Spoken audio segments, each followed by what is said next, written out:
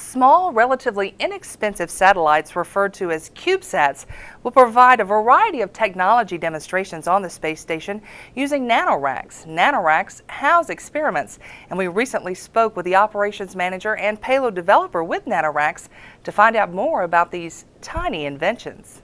All right, Rob, the logo is Space for Everyone. What does that mean? It's a NanoRack. Okay, well, what a NanoRack is a cube, or we can do a double cube or a triple cube or a quadruple cube. We have a couple platforms on the International Space Station that include USB ports that you can plug these into. So what you do is you fit your experiment inside this cube that connect to the controller card into the cube, and then we plug it into the platform on the ISS. Now, some people don't want to fit their experiment inside the cubes. They want to fly something else. So we have some facilities such as this microscope. We have one just like this on board that the crew plugs into one of the laptops, points it on something interesting.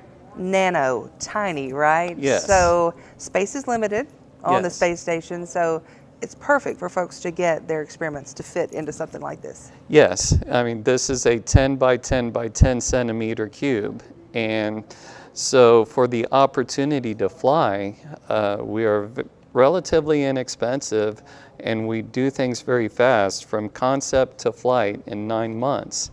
So to take advantage of the opportunity, a lot of research developers are willing to downscale their experiment so that it will fit inside our structure rather than trying to fit the spacecraft around the experiment.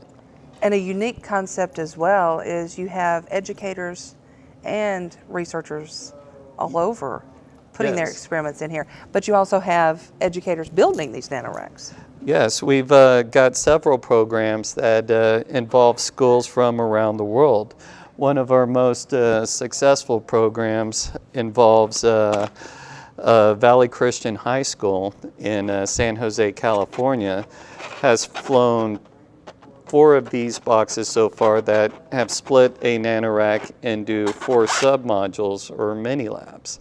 And they fit a different experiment in each of these mini labs with a camera, and I've been able to pull down real-time pictures from each of the mini labs.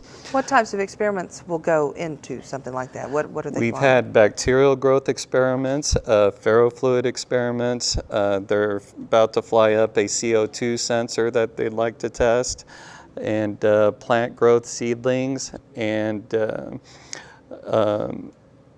aluminum bronzing type experiments. So it really works with whatever can fit inside the tube, inside the cube, and fits within NASA's safety rules. Why is this so unique for NASA and the space station to have this capability? Well, we are a private company, and we do not have our selection process is who is ready to fly and who is able to provide us the funding to fly their experiment.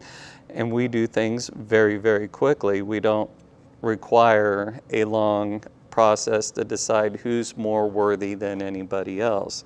And we also provide a simple structure that researchers can work within.